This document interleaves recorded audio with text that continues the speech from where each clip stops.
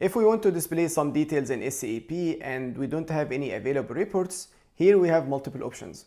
The first option is to use the SAP S4HANA Data Browser Transaction, SA16H, and there we can use the table join function and also create formulas to create a simple query. But if we want to create a query that is more complex, here we have two other options. We can either create a quick viewer query or an info set query. A quick viewer query is a simple option. It's something that should be accessible and available for SAP end users and also for SAP functional consultants.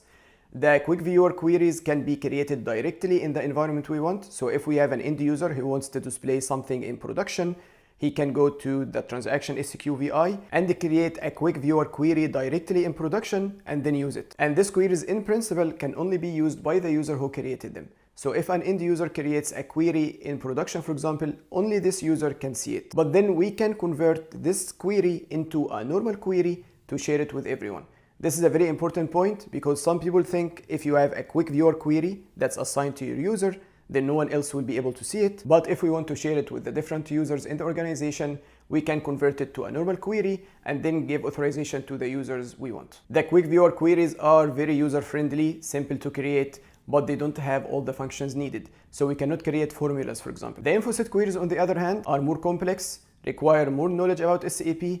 Normally, they are not available to the SAP end users, and they can be available to the SAP functional consultants. And when we create an info set query, normally we create it in development and then move it to quality in production. So it is transported like any other configuration object. We don't create it directly in the production environment, so it can take more time to be available to the end user. It has more complex functionalities. We can create formulas in the info set queries, and these queries by definition can be used by anyone who has the needed authorization. In the next videos, I will show you how to create a quick viewer query using transaction SQVI, how to create an info set query using SQ01, 02, and 03, and how to convert a quick viewer query into a normal query so we can share it with any user who has the needed authorization. If you want me to explain anything else in this topic, then please leave me a comment. I always read the comments to plan my future videos. And if you are watching this video in any other platform than YouTube, then come and join us on YouTube, subscribe to the channel.